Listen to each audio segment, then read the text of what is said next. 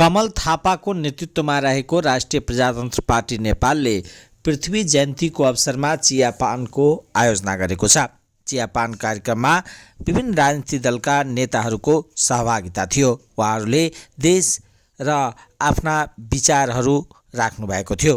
सुनाउँदैछौँ उहाँहरूको विचार जस्ताको त्यस्तै। यो दिन नेपाल बन्यो, पछि बहादुर शाहले बढाए, अरूले बढाए, तर पृथ्वीनारायण शाह मुलुकको निर्माता हो। त्यो हाम्रो लागि पुण्य दिन हो। यसलाई हामीले सधैँ सम्झन्छौँ र यो नेपाली सम्पूर्णको लागि अत्यन्त राम्रो दिन हो।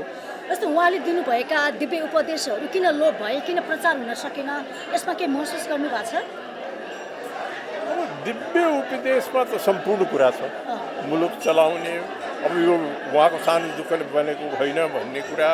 अब यो मुलुकले उत्तर दुई ढङ्गा बिचको तरुल रहेको कुरा, त्यसमा के छैन? सम्पूर्ण कुरा उल्लेख भएको कुरा दिव्य उपदेश हो र मुलुकको सुरुवात र निर्माता पृथ्वीनारायण शाह। त्यसैले आजको दिन सम्पूर्ण नेपालीलाई खुसीको दिन हो, सधैँ सम्झनु पर्ने दिन हो। उहाँ 303 वर्ष अगाडि जन्मे भए पनि नेपालको जन्मदाता उहाँ र उहाँ मात्रै हो। जस्तो आज राष्ट्रिय एकता दिवस भनेर पनि मनाइरहेका छौँ, यसको सन्देश के हो? के भनेर? राष्ट्रिय एकता दिवस। राष्ट्रिय एकता त हुनै पर्छ नि। तपाईँको राष्ट्रको एक बाहेक अरू सोच्ने त कुरै छैन। यो मुलुक हामी सबैको लागि प्रिय मुलुक हो। यो मुलुकको उत्थान, यो मुलुकको प्रगति, यो मुलुकको निर्माण हामी सबैको दिलदेखि। उहाँले दिनुभएको प्रेरणा हामी नेपालीहरूले कतिको बोकेर हिँडेका छौँ? अब दुःखको कुरा हो। उहाँ त्यो पृथ्वीनारायण शाहले दिएको जुन चाहिँ प्रेरणा हो, त्यो अनुसार काम चाहिँ हामीले गर्न सकेका छैन। धेरै गर्न पाइन्छ। जस्तो मुलुकमा अहिले भ्रष्टाचार बढी भयो भन्ने कुरा छ। उहाँले चाहिँ भ्रष्टाचार लिने र दिने दुई चाहिँ राज्यका शत्रु हुन् भनेका छन्, होइन? यसलाई कसरी व्याख्या गर्नुहुन्छ? त्यो त भ्रष्टाचार त, अब घुसखोरी भनेको कुरा त हामी त्यसको चाहिँ पुरा विरोध गर्छौँ। अब घुसखोरी गर्ने मान्छेलाई ठुलो दण्ड हुनुपर्छ र त्यस्ता कुराहरू मुलुकमा चलिरहन पाइन्न भन्ने मेरो मान्यता छ। तपाईँहरूको डिमान्ड छ नि संहिता खारेजी गर्ने, होइन? राष्ट्र संस्था, संविधान संस्था ल्याउने, त्यो कहिले आउँछ? त्यसो भए अब संहिता खारेज हुनु त अलिक गाह्रो होला है। अब नेपालको प्रगति, नेपालको उत्थान त्यतिपट्टि सोचौँ। नेपाललाई कसरी सुधार्ने भनेर हामी सबै मिलेर सोचौँ। अब त्यही दिशामा काम गर्नु छ, धेरै काम गर्नु। यो सिँगै नेपालीहरूको निम्ति र सिँगो राष्ट्रको निम्ति पनि गौरवको दिन हो भन्नुपर्छ नि त। आफू पोलिटिक पार्ने अनि मलाई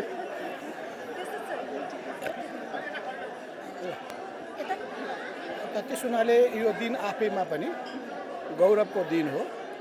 आधुनिक नेपालको निर्माता, आधुनिक नेपाललाई एकीकरण गर्ने अभियानको अभियन्ता पृथ्वीनारायण शाह एउटा नेपाल आमाको एउटा असल सन्तति, असल योद्धा, जसले चाहिँ एउटा इतिहास रच्नुभयो। इतिहासको रचयिता पनि हो। उहाँ सबैको साझा सम्पत्ति पनि हो। सिङ्गो राष्ट्रको पनि साझा सम्पत्ति हो। हामी सबैले उहाँलाई सम्मान गर्नुपर्छ, उहाँको वीरताको प्रशंसा गर्नुपर्छ र राष्ट्रप्रतिको उहाँको भक्तिभाव, देशको स्वतन्त्रतालाई कसरी जोगाउने भन्ने हो भने नेपाल जस्तो भूपरिस राष्ट्रको परराष्ट्र नीतिका आधारहरू अगाडि सार्ने एउटा व्यक्ति, त्यस्तो व्यक्तित्व हो पृथ्वीनारायण शाह। त्यसमा आजको दिन हामी सबैको निम्ति खुसीको, गौरवको दिन। जस्तो राष्ट्रिय एकता दिवस पनि भनेको छ नि, देशमा यो राष्ट्रिय एकता कतिको आवश्यकता छ? यो नेपाल राष्ट्रलाई माया गर्नुपर्ने आवश्यकता छ, देशलाई एकताबद्ध बनाउनु पर्ने आवश्यकता छ र देशको गौरव गाथालाई माथि उठाउनु पर्ने आवश्यकता छ।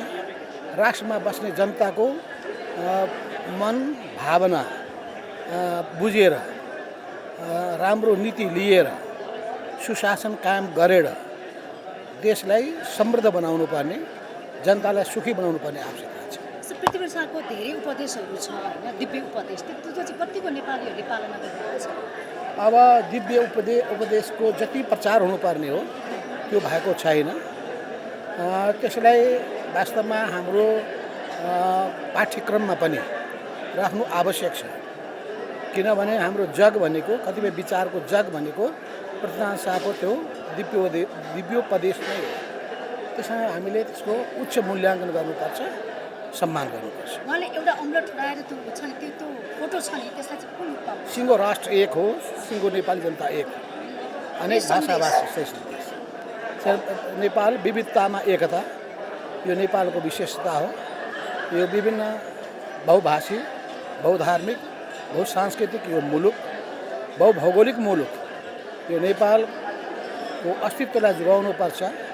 र उहाँले जुन भन्नुभएको छ त्यही भावना व्यक्त गर्नुभएको छ कि राष्ट्र रहोस्, राष्ट्रको मर्यादा रहोस्, त्यो भावनालाई लिएर हामी सबैले अगाडि बढ्नुपर्ने आवश्यक। राष्ट्र निर्माता श्री 5 बडा महाराजा धिराज पृथ्वीनारायण शाहको 303औं जन्म जयन्ती तथा राष्ट्रिय एकता दिवसको अवसरमा राष्ट्र निर्माताप्रति हार्दिक श्रद्धाञ्जली व्यक्त गर्न चाहन्छु र साथसाथै हामीलाई नेपाली नाम र पहिचान दिनुभएकोमा राष्ट्र निर्माताप्रति कृतज्ञता समेत व्यक्त गर्न चाहन्छु। राष्ट्र निर्माताले राष्ट्रिय एकीकरण गर्नुको साथसाथै राज्यको सञ्चालनको निमित्त आर्थिक, सामाजिक, कूटनैतिक विषयमा जुन महत्त्वपूर्ण मार्गदर्शन गर्नुभएको छ त्यसको सान्दर्भिकता अहिले पनि छ। हामी सबैले त्यसलाई चिन्तन मनन गर्नुपर्दछ र खास गरी हेर्नुहोस्, आज यो पृथ्वी जयन्ती यसरी भव्य रूपमा मनाइरहँदाखेरि मलाई अलिकति 62-63 को घटनाहरूको पनि सम्झना आउँछ। 62-63 को राजनैतिक परिवर्तनपछि स्वयं राष्ट्र निर्मातालाई पनि बदनाम गर्ने, राष्ट्र निर्माताको योगदानको अवमूल्यन गर्ने गरी नयाँ भाष्य तयार गरियो। राष्ट्र निर्माताको शालिगलाई देशका विभिन्न भागहरूमा तोडफोड गर्ने काम गरियो। त्यो अवस्थामा यो काम गलत भयो भनेर हामीले राष्ट्र निर्माता श्री 5 पृथ्वीनारायण शाहलाई आदर्श पुरुषका रूपमा आत्मसात गऱ्यौँ र उहाँको दिव्य उपदेशलाई राष्ट्रको मार्गदर्शनको रूपमा हामीले अवलम्बन गर्न थाल्यौँ र निरन्तर हामीले पृथ्वी जयन्तीलाई राष्ट्रिय एकता दिवसको रूपमा राज्यले नै मनाउनुपर्छ, सार्वजनिक बिदा दिनुपर्छ भनेर हामीले निरन्तर रूपमा आग्रह गरिरहेका थियौँ। अन्ततः विगतका त्रुटि कमजोरीलाई सच्याउँदै 2074 सालमा पृथ्वी जयन्तीलाई राष्ट्रिय एकता दिवसको रूपमा मनाउने, सार्वजनिक बिदा दिने निर्णय भयो। त्यसको निमित्त म सरकारलाई धन्यवाद पनि दिन चाहन्छु र अहिले राप्रपा नेपालले मात्रै होइन अन्य राजनीतिक दलहरूले पनि स्वयं राजकीय स्तरबाट राष्ट्रपति समेत संलग्न भएर यो राष्ट्रिय दिवस मनाउनुलाई हामीले अत्यन्तै उपलब्धिमूलक ठानेका छौँ र म सबैलाई यस अवसरमा धन्यवाद पनि दिन चाहन्छु। उहाँको दिव्य उपदेश त्यस बेलाको समकालीन परिस्थितिलाई दृष्टिगत गरेर राज्य सञ्चालनको निमित्त दिएको मार्गदर्शन हो, तर त्यसको उपयोगिता अहिले पनि छ। खास गरी उहाँले कूटनीतिक क्षेत्रमा जसरी उत्तर र दक्षिणका शक्तिशाली राष्ट्रहरूसँग सन्तुलित सम्बन्ध कायम राख्नुपर्छ र त्यसको साथसाथै आर्थिक विकास गर्दाखेरि आफ्नो स्वदेशी उद्यमलाई प्रोत्साहित गर्नुपर्दछ, आत्मनिर्भर आर्थिक नीतिलाई अवलम्बन गर्नुपर्छ र त्यसको साथसाथै भ्रष्टाचारको सन्दर्भमा पनि उहाँले जुन कुरा व्यक्त गर्नुभयो कि घुस लिने र दिने भनेका महाअपराधी हुन्, न्याय निसाफ नगर्ने अपराधी हुन् भनेर जुन भन्नुभएको छ, उनीहरूलाई ठुलो सजाय दिनुपर्छ भनेर उहाँले भन्नुभयो। त्यसको सान्दर्भिकता अहिले पनि छ र मलाई लाग्छ हामीले त्यसलाई अनुसरण गर्दा राम्रो हुन्छ।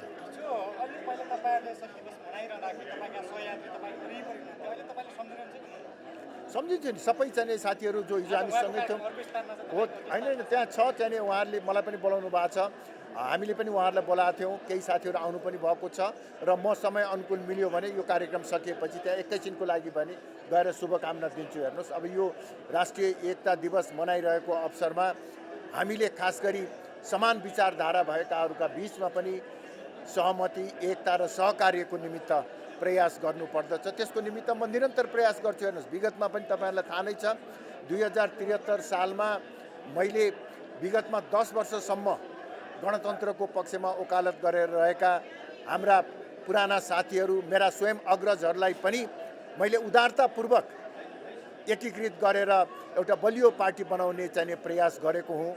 यद्यपि त्यसमा फेरि पछि दुर्घटना भयो र अहिले म फेरि त्यो प्रयास गरिराखेको छु र मेरो जीवनमा एउटा बलियो राष्ट्रवादी शक्ति निर्माण गरेर छाड्छु भन्ने मलाई लाग्छ। त्यस मानेमा हामीले चाहिँ त्यो कुरालाई लिएर एकताको प्रतीकको रूपबाट लिनुपर्छ। हामीले के सिक्ने त अब उहाँबाट सिक्नुपर्ने हामीले हाम्रो अहिले सत्ता सञ्चालक विभिन्न जात जाति संस्कार संस्कृति भएको भूगोल, यो भूगोललाई एकताबद्ध बनाएर अरू प्रगति गरेर लानुपर्छ भनेर।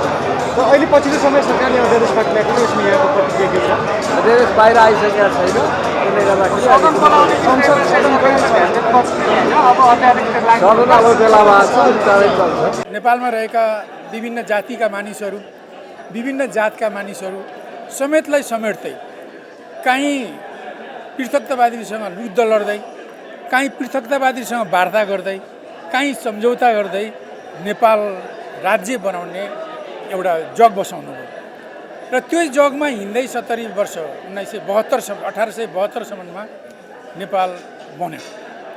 यद्यपि ब्रिटिस साम्राज्यवाद उपनिवेशको वादको कारणले गर्दा कतिपय जमिन हाम्रा खोसिए, केही पछि प्राप्त पनि भए र अहिलेको स्वरूप बनेको छ। त्यसकारण पृथ्वीनारायण शाहलाई देशको एकीकरणकर्ताको रूपमा बुझ्नुपर्छ। एक त्यस्तो त्यति मात्रै होइन, उहाँको समयमा 50-60वटा 53देखि लिएर आसपासका जुन राज्य रजौटा थिए, यिनीहरू भुरे टाकुरे राज्य जस्ता थिए।